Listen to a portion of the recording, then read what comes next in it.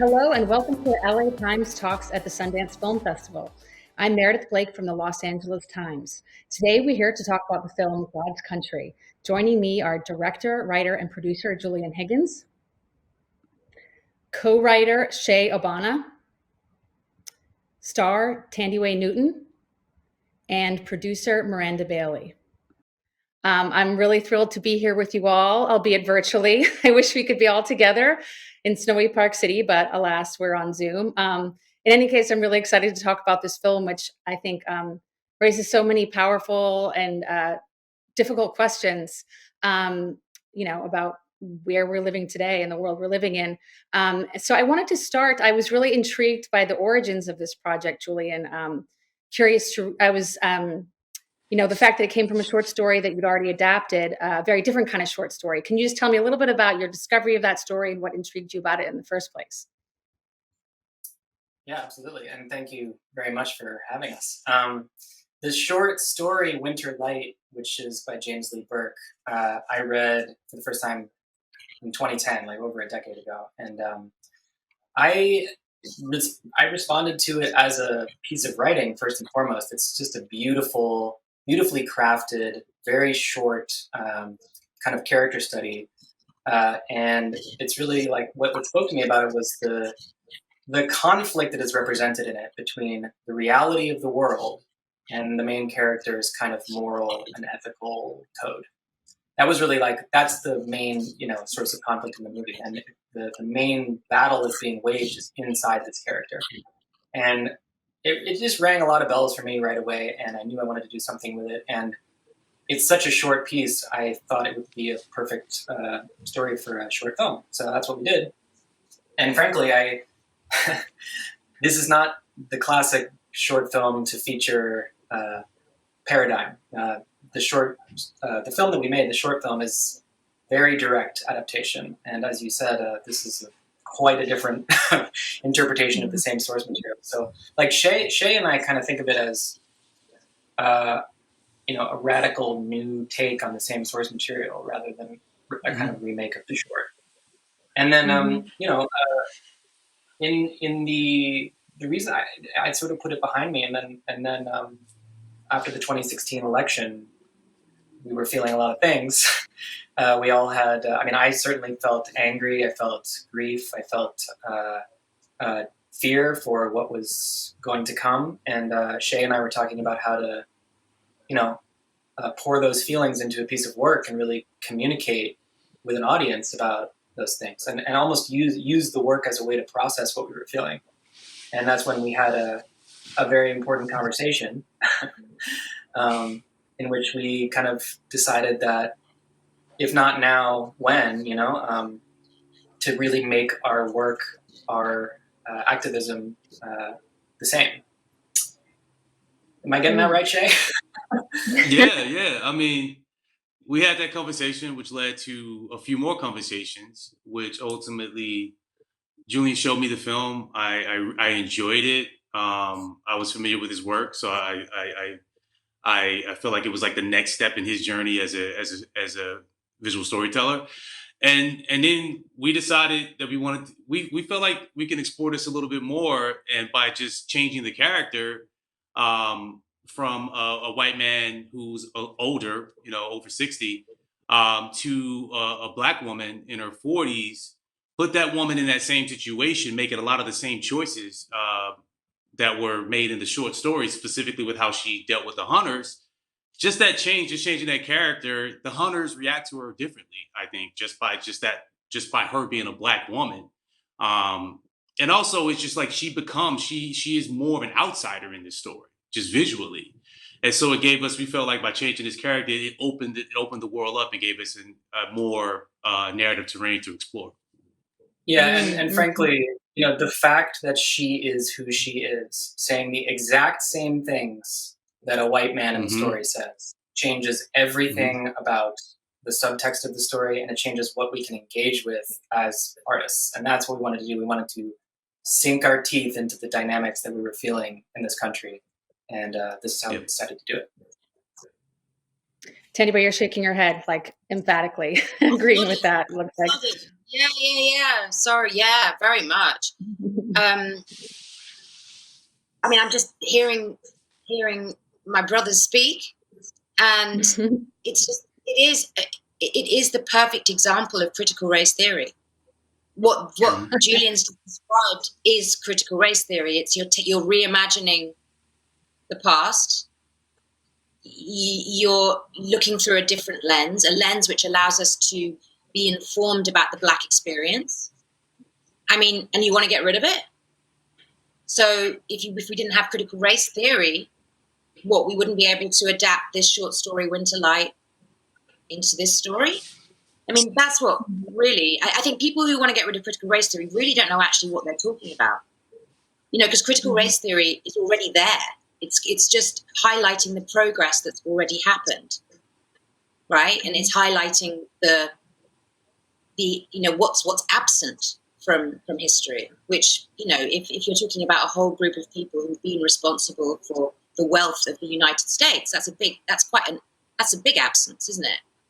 So I just wanted to, it just made me think of that, Meredith, that, here Julian and Shaye, they've specifically put a critical race theory lens onto this story, and look what the results are. It's fascinating, it's disturbing, it's provocative, and I think a truly authentic experience, which can be had by people who don't even need to live this experience, either in the movie or, because the movie is a parable, or who don't have to be a Black woman, but you can feel something. I mean, we had an amazing, just one question from a journalist today, a woman who happens to be blonde and white, who talked with absolute raw honesty about how she felt encountered and empowered by Sandra, because she felt a kinship with Sandra.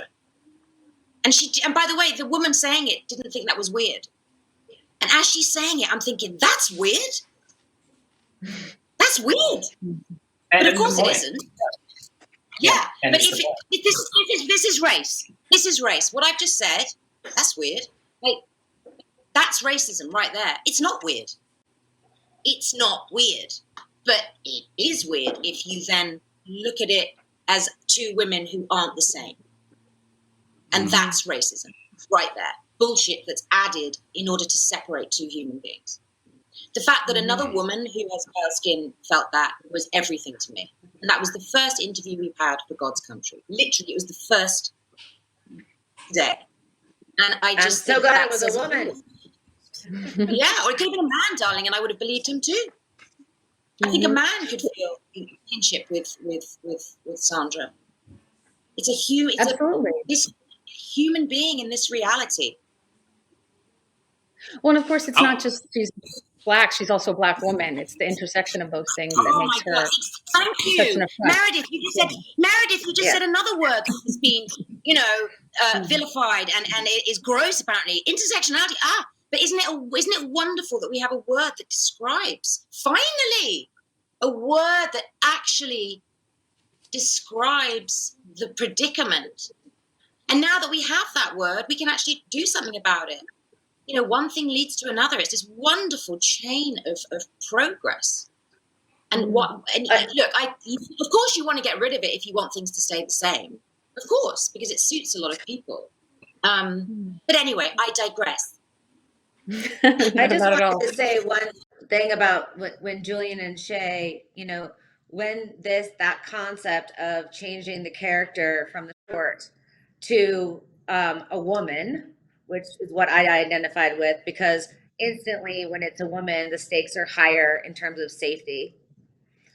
But with a Black woman, it was even more of an outsider, especially because she's an educator in the community, teaching primarily white students. That's what really drew me to it. But I want everyone to know that this film, when it came to me, or when Julian and Shaye were working on it, was before the pandemic. It was before George Floyd.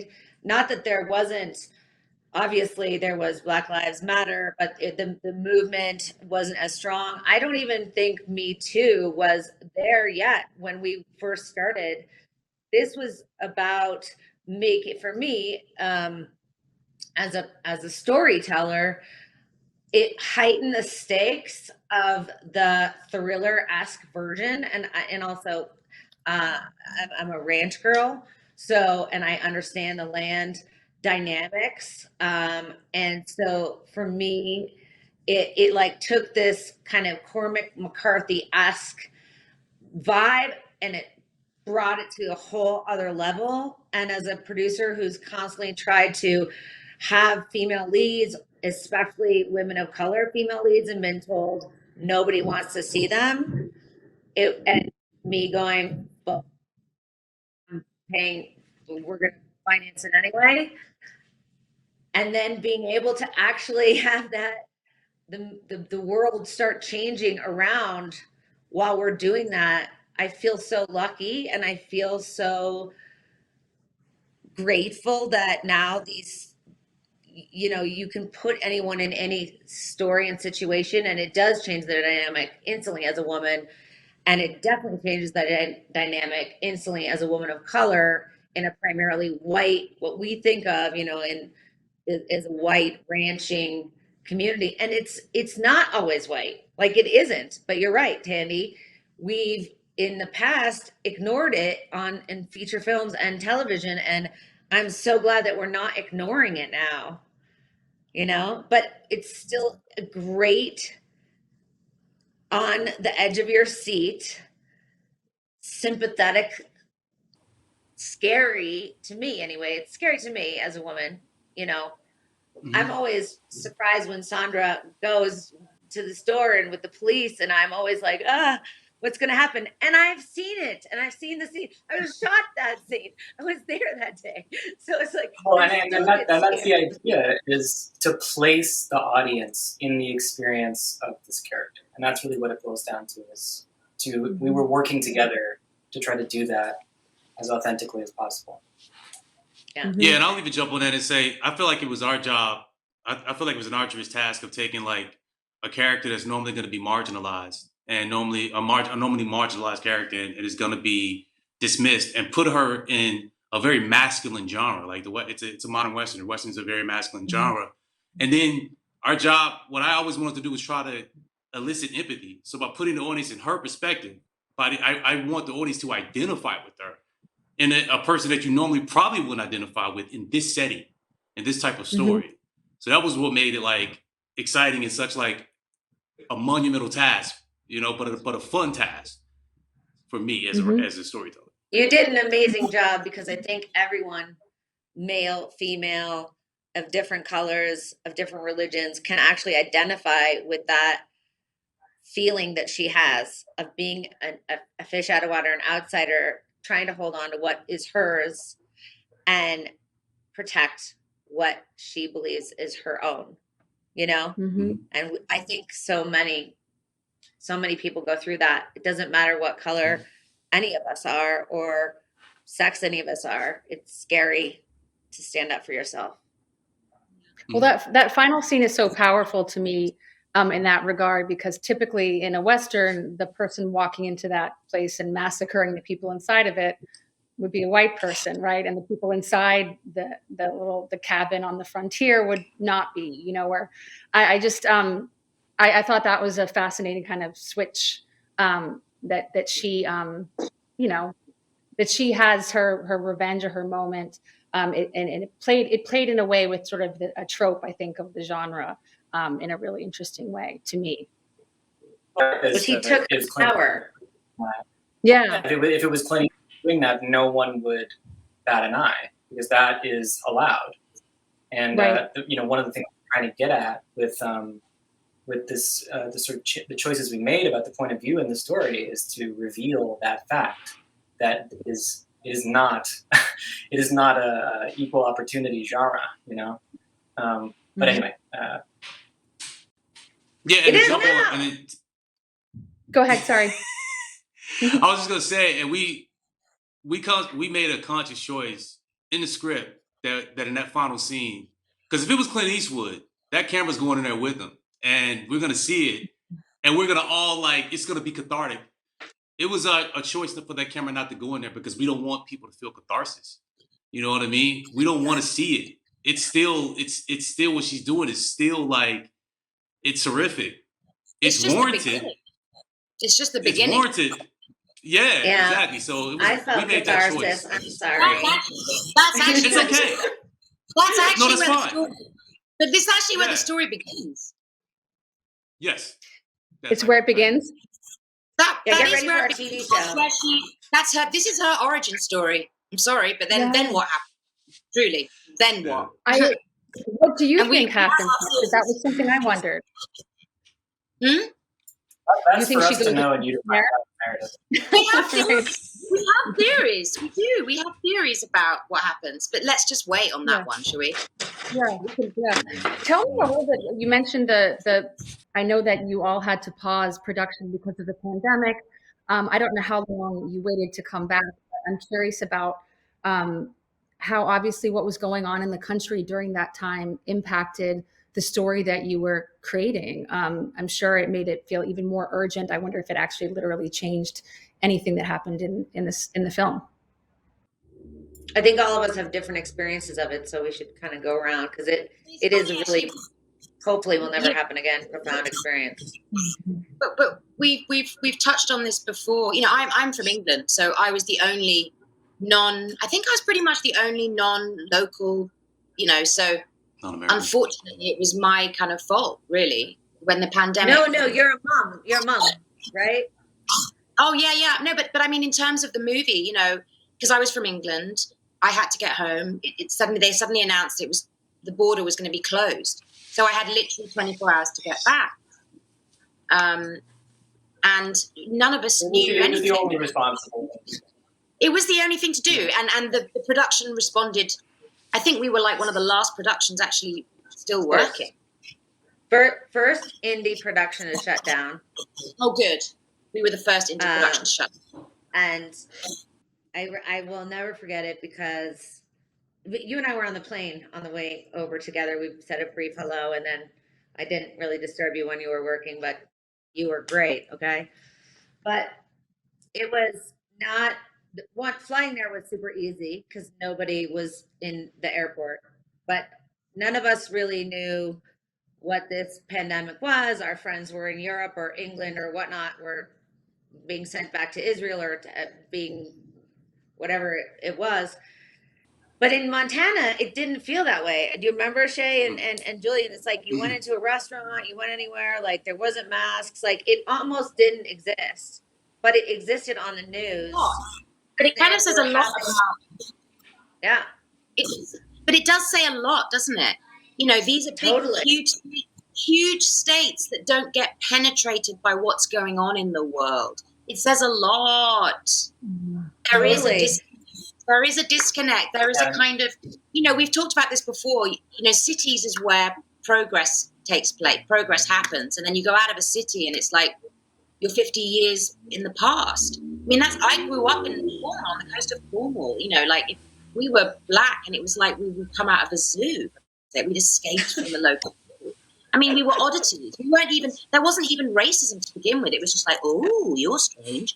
The racism came later when they realized that we might actually, you know, when I kept getting really good grades for shit, that's when it was like, oh, hey, hang on a minute. If you're going to be here, you need to get shit grades and you need to do worse than everyone else so that, you know, obviously, then you can stay. You don't want to emasculate them. Well, yeah, you don't want to actually be good at anything and make us look shit. Right. Anyway, but I was working my ass off just to be accepted because clearly I wasn't straight off. Anyway, I'm grateful because it made me super smart. Anyway, but that's the reality, isn't it? These places are cut off. But for us, it was scary. Even though, and it was scary. Of course, it was terrible. But even though I was back in England, everything was finished. And then I watched, as everyone did, storming the Capitol. And my jaw was on the floor. And I texted Julian, these people are from our movie.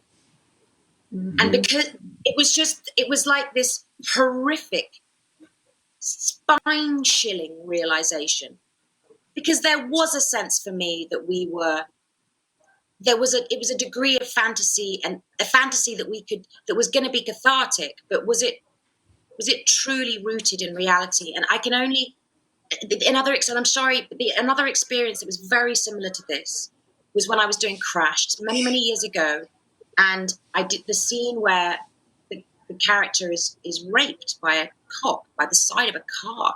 You know, he uses his hand.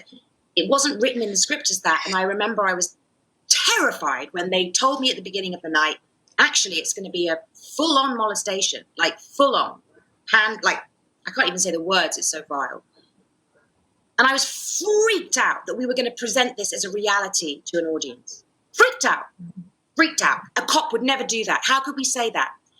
Literally 20 years later, I am part of a group, I'm an activist for 20 years. And, you know, it is literally the truth. It is literally the truth that American cops, white American cops, have sexually abused African American women who have minor crimes, and Daniel Holtzclaw is an example. So this was the same for me.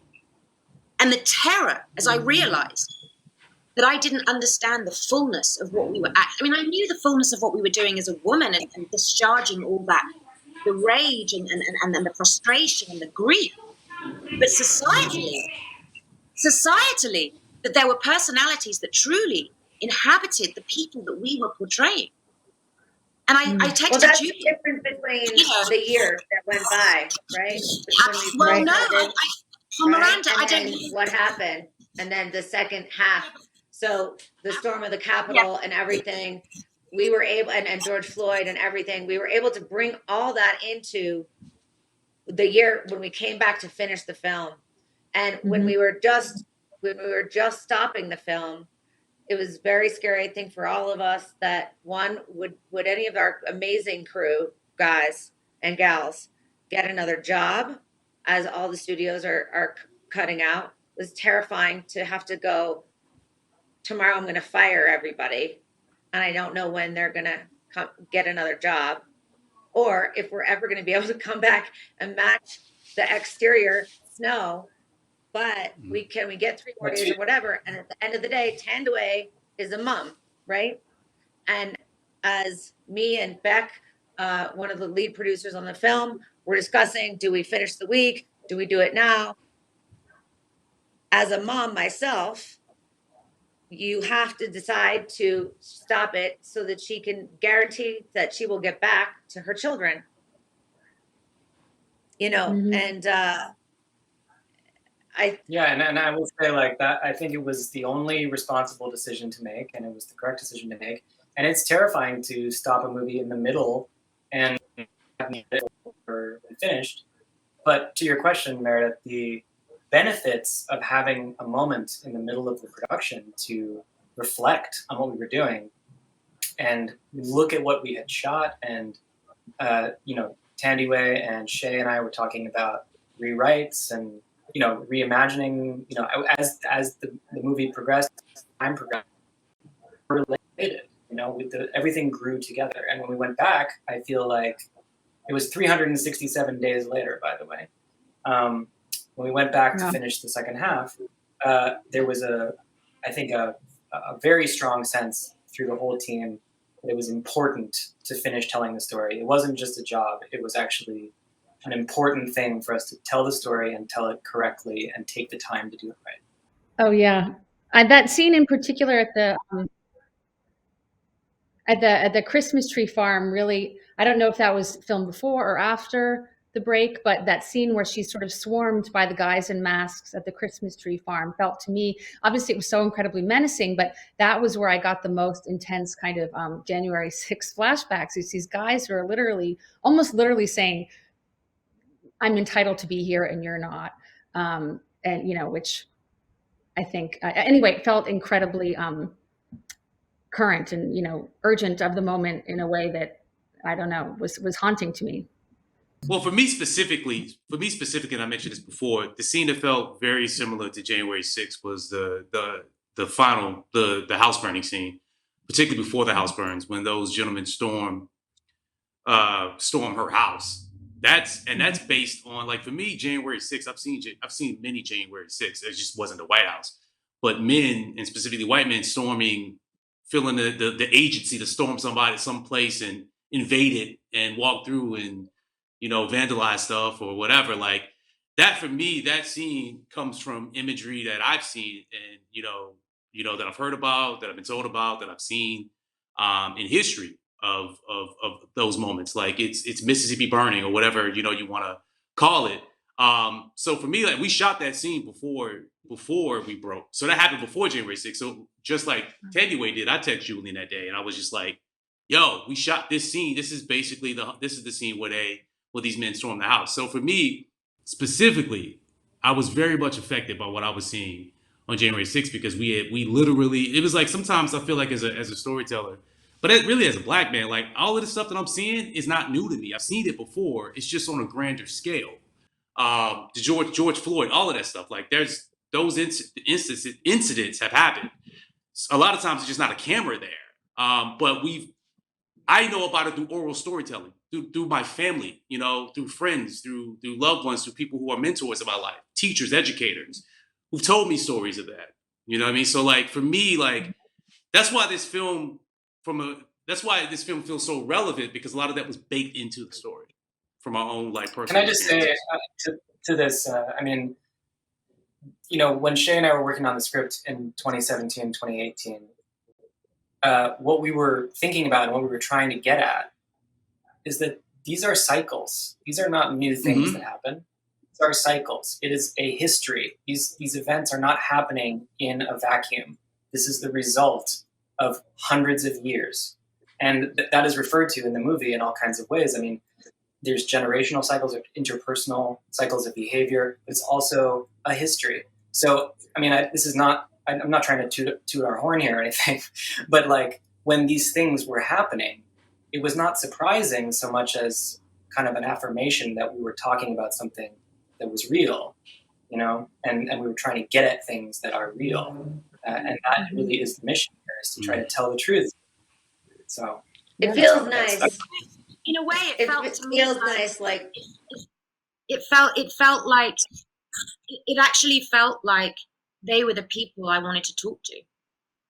When I came back the second time, I had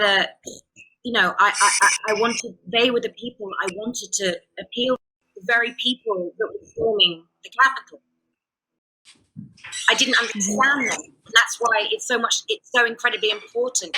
If you don't understand someone, it's even more important to communicate with them, to find a way to communicate, right? It's essential because you don't know how. So you've got to find a way. But what we do is we don't know how. So we're either violent or we just run away. No. You've got to find a way. And you can. Yep. You can. It happens all the time. All the time. People find ways to communicate. People fall in love and they don't speak the same language. It happens all the time. And so it's not so much that it was like, those people, quick, let's do this so that we can just get rid of all those people. It was, how are we going to communicate? How can we communicate? And I came back in, and it's so weird because we hadn't shot one scene in the trees.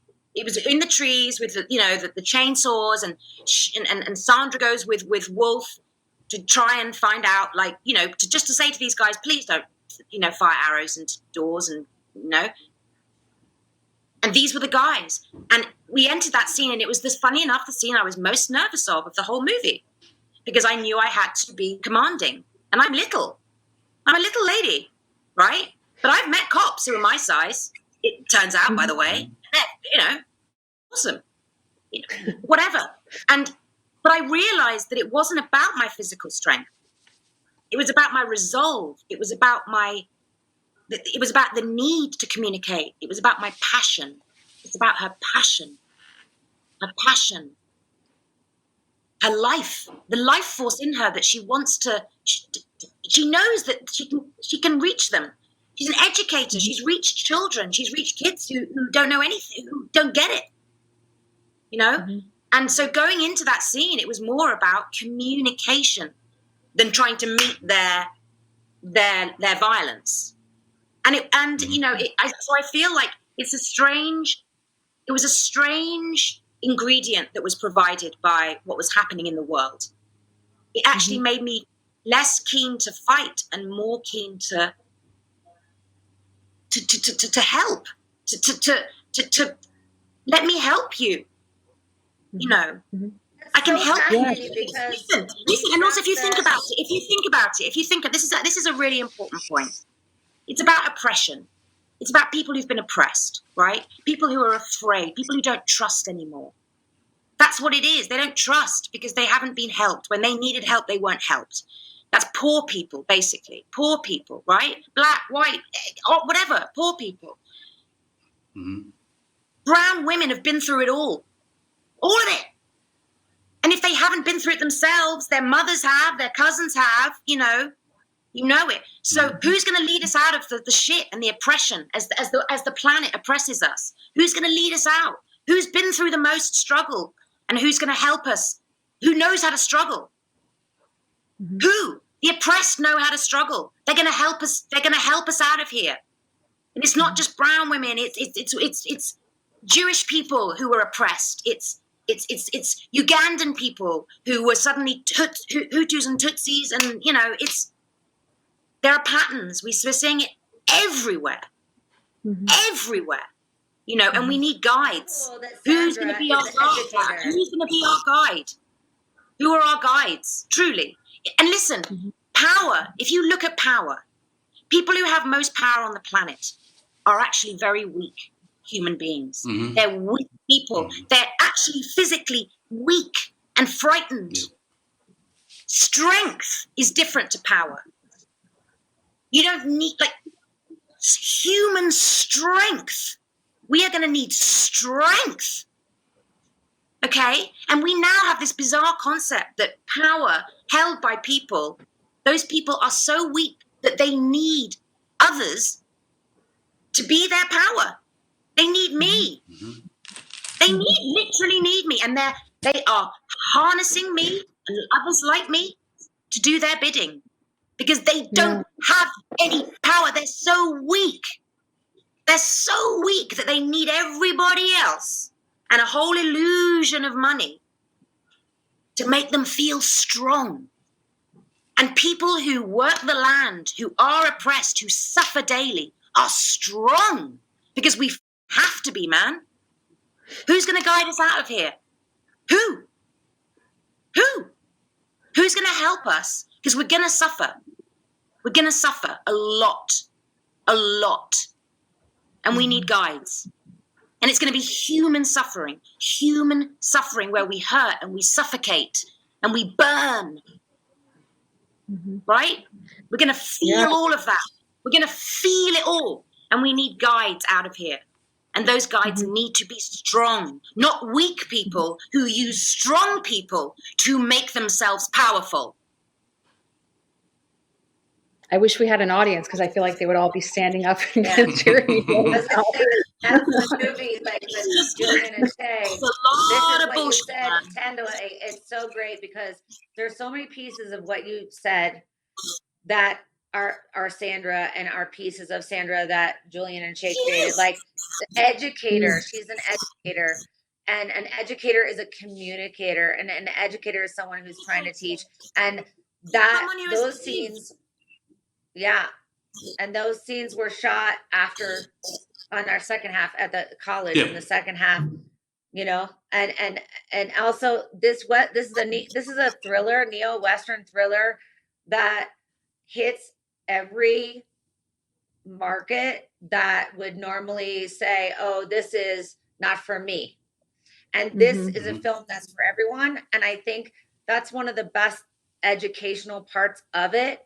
Is that the characters, especially the lead character that you fall in love with, who shows you that she can be strong in hard times with absolute oppression, which, you know, everyone feels obviously not as strongly as she specifically, makes her choice and is there. And it's, I think there's a lot of people whose minds will be opened accidentally, and that's the best way.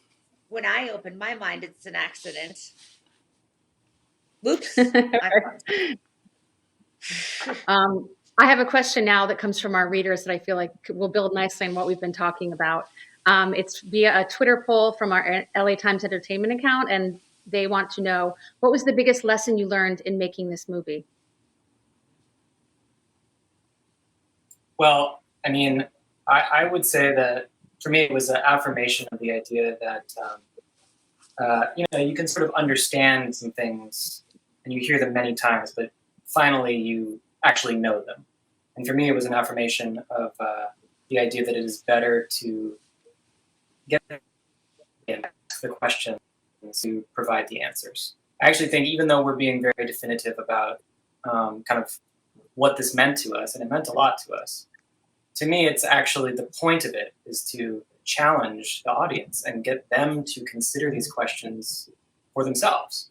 And, that sounds like a very kind of general answer, but it really trickles down to the choices you make, at least as a director, daily, because we talk a lot about trying to make things clear, but actually sometimes withholding information brings the audience closer and brings them in, And I think throughout the entire process, the question, will we ever finish the movie?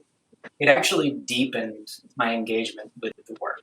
That was what I took it away on every level, this idea of the questions being more important in a way than the answers. That was for me. Yeah, that's great. Anyone else have thoughts on that? Shaye? Lessons? I was really hoping to pass this one. This one's tough for me. Tough for me. I don't want to I definitely want to come off like I'm a snob, but I can't think of, I think we obviously knew going into the film what we wanted to say. We wanted to, I think if there's a lesson, it's trust the work and trust your audience. I think what we always try to do with the film is to demand engagement, you know what I mean, from the audience, to constantly like when we talk about stripping away from scenes, whether that's dialogue, you know what I mean, or whatever, really getting it down to the bare essentials, so that it demands and really orders the audience to engage with the material, with the scene, with the characters. This is a film that if you're not engaged, if you're looking away, if you're double screening it or whatever, you're gonna suffer. You know what I mean? So and I think that's the thing. I learned to double down on that. In all my work, really do work that specifically is demanding engagement from the audience and from the viewer. Mm-hmm. Do we have time for me to add my answer to that? Absolutely. Please do. Okay, so one of the things that I took, which springs to mind, is that this isn't meant to be flattering, Julian. This is actually leading to a point.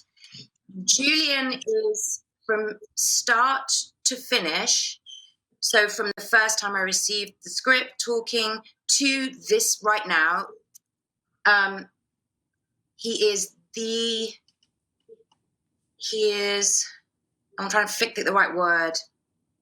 I'm just going to do best. I want to do a better word, but best is good. He is the best director I've ever worked with.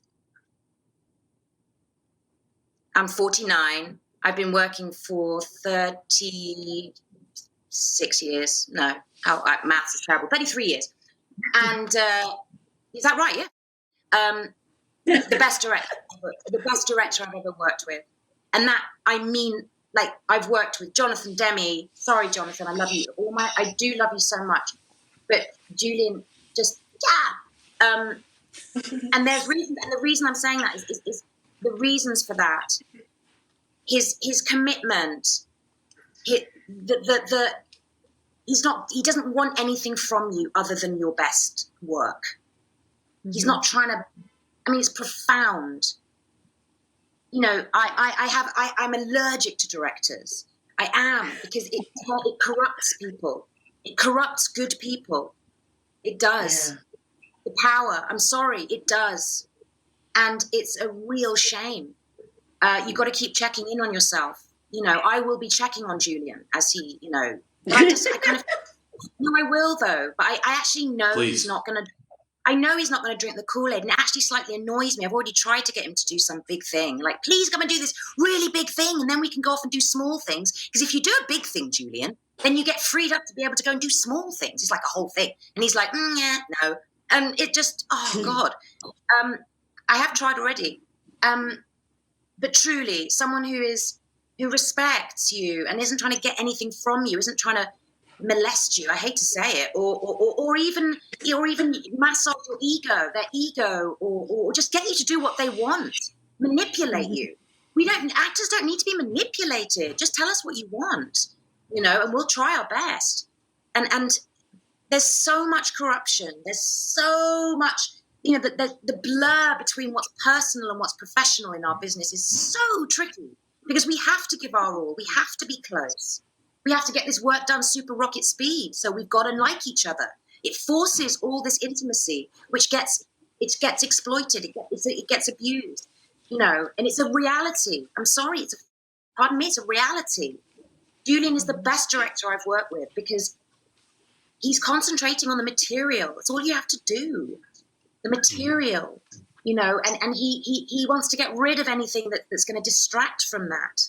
You know, whether it's people or lines or words or you know, and it means something. And I think people should take. I'll talk about it more as time goes on, because, you know, it's made me realize that I don't have to be allergic to directors. That you can do it and still be a decent human being. And you can still do it. And I think we need more women directors because there are too many abusers, you know. Yep. And it is so refreshing to me that a film this good comes from someone who doesn't want anything from us other than our best work.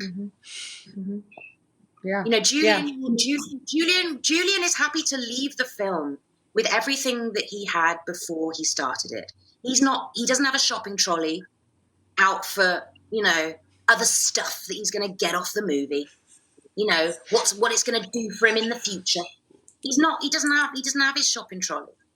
He's the same person at the end as he was at the beginning, you know, and he's worked bloody hard over everything. He talks about how he spends a bloody week talking about one line. He and Shaye, a week about one line that gets cut on the day, because I'm like, actually, Julian, can we just leave that, because I feel like I can do it with my eyes. Yes, you can. No, literally. You know what? I remember. And they spent a week on that. They spent a week on that line. But they know that it's fine. They know right, that. you were right. And here's the thing. But sometimes you've got to let go of the things that matter most in order to achieve lightness in the future. You know, you've got to get rid of the baggage if the plane's going to go down. And suddenly, Well, if it's your life, cool. suddenly if you want to save your life, you don't mind about the diamonds in the bag that are going to get chucked off the plane. You know, it's a pretty good message. I think what's interesting is we're all talking about the importance of curiosity, like remaining open and being curious about what we're going to find. You know what I mean? And by the way, like, I thank you so much for that. Anyway, I really, you have no idea how much that means to me to hear you say all those things. Thank you. But, you know, like what I see the job that I'm doing as collecting curious, interested people together around something really important that we want to explore together. And that's the job, I feel. It just happens to be a movie, but I could imagine that same instinct applying to almost any project, you know? Yep. So, I mean, I was very, very, very, I feel very blessed to have worked with so many people. That's what we were exploring here, and kind of went into it without that sort of sense of safety, like, oh, we already know what we're going to say. You know, we were entering some uncharted territory together, and it was. I feel like we all had our hands linked. You know. So. Right. I feel like I have to ask you about the look of the film, because it's such a has such a distinctive style. You know, the camera's very calm. I would say calm. Is that the right word for it? It doesn't move around a lot. You know, it stays on people. It holds on them for a long time. we see people in this vast landscape. I just was wondering why that approach felt right for this particular story. Yeah, and I definitely everyone was chomping at the bit to call our brilliant photographer, Andrew Wheeler, and his whole team, who are just exceptional. And so call him Wheels. Wheels and I, the choices we made about the camera came from the things we're talking about. The sense, what we wanted to convey was the sense of inevitability. You don't know where the movie's going, I believe. And yet the movie knows. The movie knows what's going to happen, and the movie already knows like how this is going to go. And so a lot of the choices we made about how to use the camera, but also like music and sound design, there's a lot of elements in there that are saying this is going somewhere, and trying to highlight that sense of tragic inevitability that sort of underlies the story. I mean, Shaye and I think Shaye agree. We see the story ultimately as a tragedy, a grand tragedy in a way. And so what you're noticing, which thank you, Meredith, but what you're noticing is very much related to that idea. Yeah. And they had that. And of course, Montana is Montana. They came in, they knew exactly what it was going to look like, exactly what it was going to feel like, exactly what their collaboration was so spot on, so prepared, that I was going to say, it's like, it sounds like what you're saying, like you're winging it, but you weren't, because like what I learned, I mean, a lot from Wheels' stuff and your stuff, but that's why I because I'm an actor, writer, producer. My what I got to do was what I love is learn from the people that I respect. My job is to make Julian's vision happen, and luckily, his vision was way better than anything I could have ever imagined. Mm-hmm. And I appreciate that. It is kind of. Don't worry. I still think you're just a white dude who doesn't deserve a job. No. Don't worry. Look, Can I describe something amazing? Just talking about Wheels and about this movie and about the spirit of this film, and this actually encapsulated everything for me. So we were doing a scene where Sandra drives. I don't know if I should give this away of how it was filmed. Okay, look, it's just a scene where Sandra's driving, and then I have to get out of the car, walk across the street, and it's important, man. I mean, everything's important in the movie. It's important. So driving down a street, turning a corner, parking up, getting out, walking across the street, da-da-da-da. Okay, that's a lot, and we did it all in one. Okay? This is a small movie. How the do we do that in one? Let me tell you what we did. Can I tell them, guys? Is this okay, Julian, or is it like giving too much away? This is what's beautiful. It's up to Julian. I say yes, but this is how I figured out how to do it. Sitting on my right, I'm driving. Hannah, Wheels' fiance, who is a dream, was sitting in the passenger seat. I'm driving. She's got the camera. This is Wheels' fiance, who is also a camera operator. She's our second AC, operator. Right? Second AC, or yeah. She's now his wife, by the way. We're doing it. We're doing a cinematographer and Wheels' wife. We made it. By the way, we made it. Yeah, she's now his wife. We maybe did this twice, by the way. Just twice. Driving, freaking out. Oh my God, Hannah's there. Turn the corner, Hannah's there, all in focus. Well done, Sebastian. Park up. Open the door. I had to time it, so I just gave them enough time. Just a little bit more than I would have done. Open the door. Hannah, Wheels rushed up to the car. He was hidden somewhere on the street, don't know where. Rushed up to the car. As I get out, Hannah hands him the camera. He gets it from his fiance and follows me across the street. And the timing of that, the physicality of that, we had moving cars, human beings, a wet street, and it flowed like oil. Oil. And it was 30 degrees. But listen, I'm telling you, that was the spirit of this movie. I could feel Hannah. I could hear her breath. As her breath started to, I could tell that she was handing it to Wheels because of how her breath sounded. Because they were being silent as they did it. And I'm telling you, they're fantastic. That's a heavy camera. That's a heavy camera. To hand it over smoothly. And listen, the fact that they love each other so much is partly why she could hand it to him, and he knew exactly how she was going to hand it over. I can't tell you, it was one of the most beautiful experiences I've had. Like a ballet. Feeling those two people with all their strength and their love for each other. How did you shot list that, Julian? Huh? How did you come up with that, Julian? How was that shot listed? Because that's a very good question. I mean, I hate to break it to you, but it's I think directors have some ideas in their heads that are just waiting for an opportunity to use. That was something I wanted to do for a long time, and you don't try to force it in, but when the opportunity arises, it felt like a moment that we needed to be with her journey, and I just thought it was a good opportunity to use it. But that was the project of the movie, really, was to try to place the audience with this character moment to moment and see things with her. So it felt in that moment like a great opportunity to stay with her in this moment of energy rather than cutting to the outside of the car. And if you don't have a Steadicam budget and you don't have a crane budget and you don't have these things, what are your creative opportunities to come up with? It's so beautiful. And she's right. It's what you so do is you beautiful. rehearse it many times. You rehearse it in the parking lot of the travel lodge. What you do. Is that what you did? Is that what you did? So that's why Hannah was so good. It's not because she's married to him. So, because I heard they filed for divorce. We figured it all out before we even started shooting. I didn't rehearse in the travel lodge. I didn't. And they had it down. They had the physicality down, but the timing of it was all about me. They didn't rehearse that. They did not. Oh, yeah. And it required people just being on it. It was nighttime too. That was that was night work, just to add to it. It was extraordinary. And I've worked for a long, long time.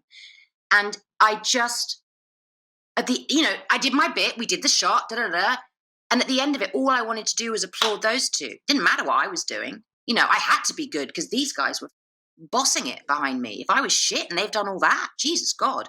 But that's partly what this movie's like. Everyone was so good. It just made everyone else do better because you wanted to be brilliant because Sebastian was his focus was what? I've got to be good for him to focus that well, And weren't you not going to do a movie? And didn't you decide to do this movie based on the script that they did? You were like, I'm taking a break. What we got from your agent was don't send it to her. She's taking a break. She needs to take a time off. And we were like, just have her read this script. Just this one. Yeah. Okay. Well, it was meant to be. It certainly was. I mean, it's the best. It's the most important experience I've had as an actress, but also as a human. For all of us, what we're doing currently, really, what anybody on the planet is doing in their endeavors, they're really feeling it. They're questioning. Everyone's questioning everything. What I think we're really looking. Does this have value? What I'm doing, does it really have value for me or for the planet or for anything? As time, time is running out, literally, and so it makes us call on our better selves. So hopefully, we're going to see. What I hope is that we're going to see improvement all over the planet. Please God. I hope so. I've got to wrap, but the last thing I want to ask you all about is filming on location in Montana. I'm sure it presented a lot of logistical challenges, climate challenges, all of the above. Did you ever feel at all like you were like the people in the film, outsiders in this kind of difficult environment? I just wonder if real life echoed the project at all while you were there. I mean, go ahead, Tim. No, just at the airport.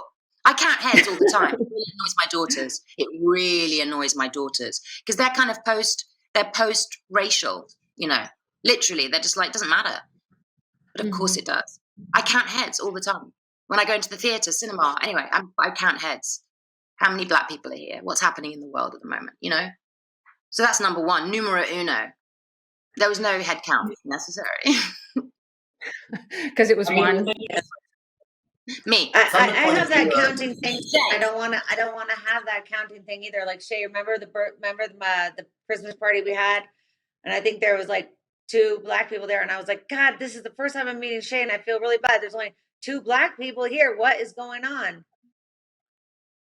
I counted heads. I get it. Like, and and you know, it's a strange thing. But Montana is the only place to, in my opinion, be true to the story. But Julian already had a connection, with Montana. Yeah, I mean, the story, you know, James Lee Burke lives in Montana, and he, even though it's not explicitly Montana in the story, and it's not explicitly Montana in our film either, it's the story was clearly set in his backyard. So when I, you know, Shaye and I went early on, we went up to Montana together. We, you know, had dinner with him. We talked about the work, and, you know, just to get a feel for it. And, you know, it's one of the most beautiful places I've ever been. And, you know, when you try to, I mean, for me, the relationship of the story to the landscape is really critical, because that's what gives the movie, it makes the audience aware of the existential nature of the story. To me, when you put a tiny human being in a giant landscape, you are making an existential statement, you know? So it felt really important to do the movie in a landscape like that. And then, frankly, I thought it was important to make the movie in America. I mean, you know, most of the time these Westerns shoot in Canada, which, you know, makes sense for some reasons. But, you know, I felt it would be kind of a shame to tell this very American story, you know, in another country. Like, I don't know, for a lot of reasons it made sense. And I will say, our team in Montana, the local filmmaking community in Montana, were just awesome. I mean, we had a wonderful group of people who came from all over parts of the state to help us do this, and they remained committed over a year of shutdown. You know, the same people came back. I mean, it was really wonderful people that I would want to work with again on any movie anywhere. So, I mean, as far from a filmmaking point of view, I thought it was a tremendous experience and would do it all over again. Also, all our crew members that were local to Montana, who had all worked on movies, they all did more than one thing. Like, for example, my dresser was also a butcher and a hunter, like a professional butcher and hunter.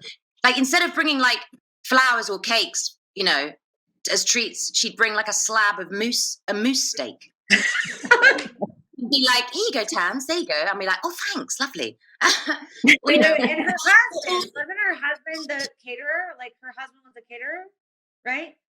Oh, no, that was wasn't our caterer did something else too. Yeah. But really, but Montana, that's so I cannot speak highly enough about that. Scripty was also a locations person, wasn't she? And she organised all the transport. And the PAs were very good-looking young men. And women. Most importantly. Shekinah, man. I didn't meet her. I met her as a coordinator. I think she got a raise. But Montana Film Commission is growing, and Montana itself, and their taxes and what they're giving to, like, this crew in Montana. You can shoot something in Montana that isn't from Montana also. Like, they have a real crew, and they were so amazing to our film, but also my friend Paul's film, or Yellowstone, or all these things. It was a great place to shoot. It's like what Louisiana was like back in the day, like in the Shreveport days, like just at the beginning, where they have this crew of people. And one of the things that Thandiwe did, which I was so glad about, because I was doing, but I was a silent one, was like, we need to make sure that we are signing the, you know, I don't know if it's called an affidavit or whatever, where we're trying to make sure that the crew is you know, mixed full of all different types of people and abilities and ages and races and religions and sexes. And we kept hearing it's going to be very hard to do that in Montana. And you know what? It wasn't really that hard to do it in Montana.